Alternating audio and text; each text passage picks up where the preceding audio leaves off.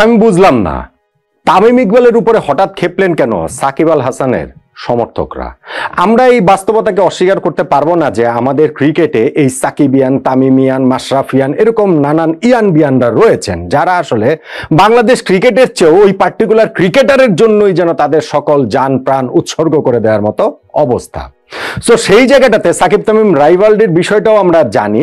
সেইখানে হঠাৎ করে তামিমের উপরে সাকিব সমর্থকদের ঝাঁপিয়ে পড়া, যেটা সোশ্যাল মিডিয়া খুললেই গত 24 ঘন্টায় আপনি দেখতে পাবেন। আই এম শিওর যে আপনি এটার সঙ্গে পরিচিত যদি সোশ্যাল মিডিয়া গত 24 আওয়ার্সে আপনি থাকেন।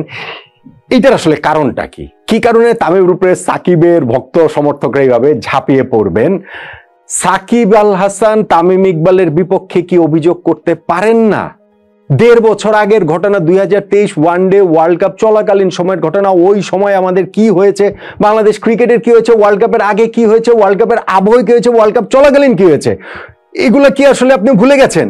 যদি ভুলে গিয়ে না থাকেন তাহলে ওই সময়ের সাকিব আল হাসান, ওই সময়ের তামিম ইকবালের বিপক্ষে অভিযোগ করাটা কি এতই অস্বাভাবিক ঘটনা যে যেই জন্য এখন সোশ্যাল মিডিয়াতে ঝাঁপিয়ে পড়তে হবে?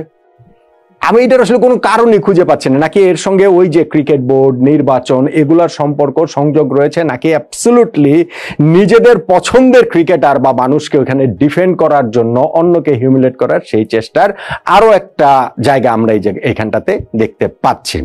দেখুন, এইবারের ঘটনাটা কি হয়েছে সেটা আমরা মোরলে সবাই জানি। গত 24 ঘন্টায় এটা নিয়ে সোশ্যাল মিডিয়াতে হইচই সরগরম তোলপাড় চলছে। প্রথমত খবরটা আসলো এইভাবে যে চন্ডিকা হাথুরুসিংহে সিং এ বিশ্বকাপ চলাকালীন সময় নাসুম আহমেদকে যে চড় মেরেছিলেন সেইটা মিডিয়াতে ফাঁস করে দিয়েছেন তামিম ইকবাল এবং জালাল ইউনুস, যেন চন্ডিকা হাথুরুসিংহেকে স্যাক করার পথটা প্রশস্ত হয়।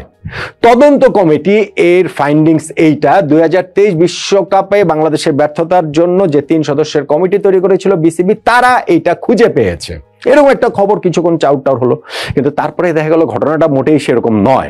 আমি নিজেও একটা ভিডিও করেছি নট নম্বরে, পুরোপুরি এক্সপ্লেনেশন দিয়ে আসলে ঘটনাটা কি ঘটেছে, তদন্ত কমিটির সেই যে রিপোর্টটা দেখেছি, রিপোর্টটা আপনাদের দেখিয়েছি যে ওইখানটাতে সাকিব আল হাসানের অভিযোগ হচ্ছে কি, এটা তদন্ত কমিটির কোনো ফাইন্ডিংস না। সাকিব অভিযোগ করেছেন যে এই ঘটনাটা মিডিয়ায় ফাঁস করে দিয়েছেন তামিম ইকবাল ও জালাল ইউনুস। এখন সাকিবের অভিযোগটাকে কি খুব বেশি আমলে নেওয়ার কিছু রয়েছে? আমাকে এই কথাটা একটু বলেন। ওই বিশ্বকাপে খেলতে যাবার আগে সাকিব আল হাসান টি স্পোর্টসে যে ইন্টারভিউটা দিয়েছেন, সেই ইন্টারভিউতে তিনি তামিমের নামে যা যা বলেছেন, তারপরে এই অভিযোগটা যে তিনি করেছেন, এইটাতে আর খুব অস্বাভাবিকতার কি রয়েছে? ওইখানে কি বলেছেন তার চেয়ে বড় একটা প্রশ্ন আমি যদি এখানে একটু সামনে নিয়ে আসতে চাই, যে তামিম আর জালাল ইউনুস যে এটা ফাঁস করেছেন সেটা সাকিব জেনেছেন কিভাবে? সাকিব এই কথাটা মিডিয়ার যে মিডিয়া তো না, ওই তদন্ত কমিটির সামনে বলেছে। ওই 3 সদস্য তদন্ত কমিটি যে 16 জনকে ইন্টারভিউ করেছে তার মধ্যে সাকিব আল হাসানও ছিলেন, এবং সাকিব তাদের সামনে বলেছে যে তামিম ও জালাল ইউনুস মিডিয়ার কাছে এই ঘটনাটা ফাঁস করেছেন। সাকিব সেটা জানলেন কিভাবে? এটা একটা ভ্যালিড কোয়েশ্চেন।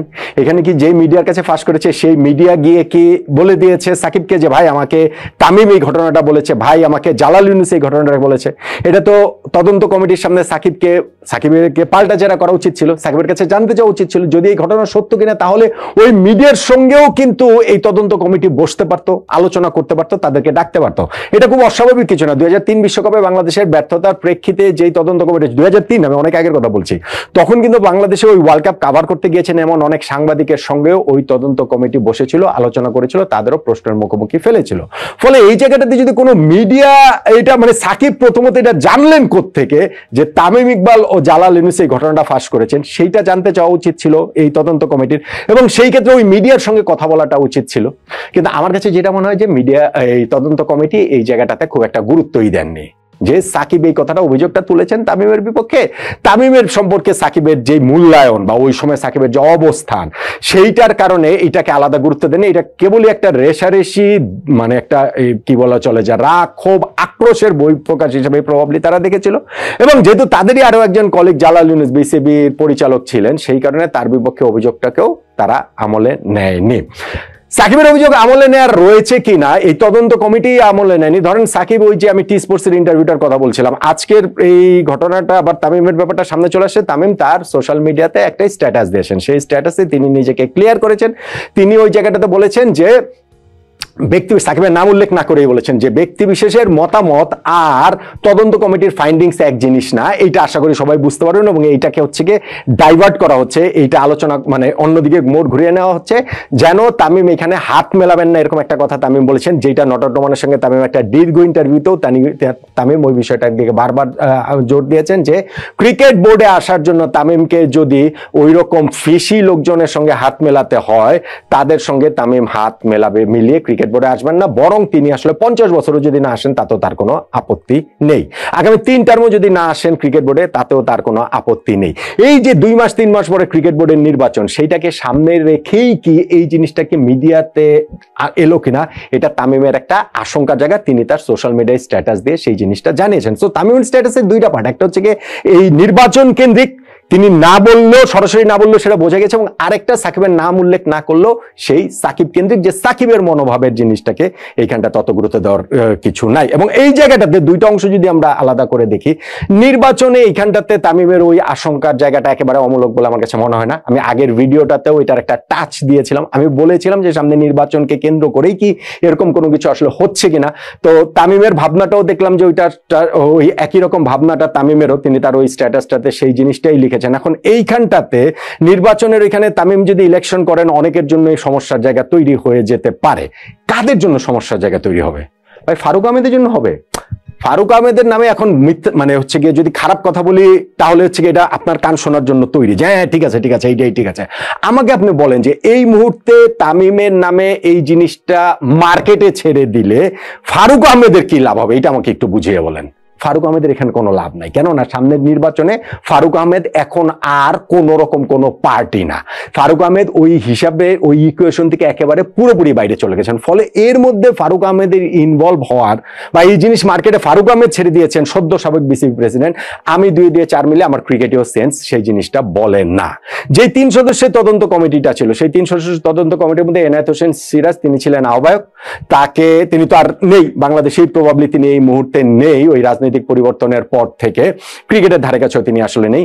বাকি 2 জনের একজন হচ্ছে আকরাম খান, তার অবস্থানটা আমরা জানি যে তিনি এই কিছুদিন আগে ফারুক আহমেদের বিপক্ষে অনাস্থা প্রস্তাবে পর্যন্ত সই করেননি, আর তামিমের সঙ্গে তার সম্পর্কে জায়গা হচ্ছে চাচা ভাতিজা, সেটাও আমরা জানি। এবং বাকি যে আরেকজন সেটা হচ্ছে মাহবুব আনাম, একমাত্র তার দিকে আসলে আঙ্গুলটা যায় যে এই জিনিসটা যদি মিডিয়াতে দিয়ে মাইলেজ নেওয়ার বা তামিমকে হচ্ছে ডিমিন করে এইখানটাতে নির্বাচনী দৌড়ে এগিয়ে যাওয়ার এই হিসাবটা একমাত্র মাহবুব আনামের দিকেই ইন্ডিকেট করে বলে আমার কাছে এখানে মনে হচ্ছে। মাহবুব আনামের এই জায়গাটাতে লাভ রয়েছে যে তামিমকে নির্বাচন থেকে দূরে রাখার জন্য এইটা একটা হতে পারে। তা না হলে ভাই যে 1 বছর আগে রিপোর্ট, মিডিয়া এত চেষ্টা করে এই জিনিসটা নিতে পারেনি, অল অফ এ সাডেন এখন এই মুহূর্তেই কেন এই রিপোর্টটা সামনে চলে আসবে, ওই প্রশ্নটা আসলে ভ্যালিড বলেই আমার কাছে মনে হয়। আর আরেকটা জিনিস যে সাকিবের ইস্যুটা, সেটা হচ্ছে ভাই সাকিব, ওই যে আমি টি স্পোর্টসের ইন্টারভিউর কথাটা বারবার উল্লেখ করেছি, তামিম নিজেও আজকের ওই স্ট্যাটাসটাতে তিনি ওইটা লিখেছেন যে একটা টেলিভিশন চ্যানেলে একটা ইন্টারভিউ দেওয়া এবং বিভিন্ন সময় সাকিব তার নামে যে বিষেধাগার করেছেন, সেই জিনিসের প্রেক্ষিতে সাকিবের এই অভিযোগটাকে যদি গুরুত্ব মনে করতো তদন্ত কমিটি তামিমকে জিজ্ঞাসা করতো। আমি গতকালকে মানে আগের ভিডিওটাতে আপনাদেরকে বলেছিলাম যে তামিমকে এই বিষয়ে কোনো জিজ্ঞাসাবাদ করা হয়নি, এবং আজকে কিন্তু তামিম তার স্ট্যাটাসে সেই জিনিসটাই লিখেছেন যে তদন্ত কমিটি এই বিষয়ে তার কাছে কিছুই আসলে জানতে চাননি। সাকিব ওই ইন্টারভিউর ওই জায়গাটাতে যেই কথাগুলো বলেছিলেন, তামিমকে যেইভাবে হিউমিলেট তিনি করেছিলেন, সেই তুলনায় এই অভিযোগটার এমন কি, তিনি ওইখানে মহেন্দ্র সিং ধোনির ধরে মানে কোট ধার করে ওইটা বলেছিলেন যে কেউ যদি ফিট না হয়ে খেলে তাহলে তিনি ন্যাশনাল টিমের সঙ্গে চিট করছেন। ওয়ারেস ওই ওয়ার্ল্ড কাপের পুরোটা সময় পরবর্তীতে দেখা গেছে তামিম সাকিব আল হাসান তার চোখের সমস্যা নিয়ে পর্যন্ত তিনি খেলেছেন, তখন তিনি ন্যাশনাল টিমের সাথে চিট করেন নাই।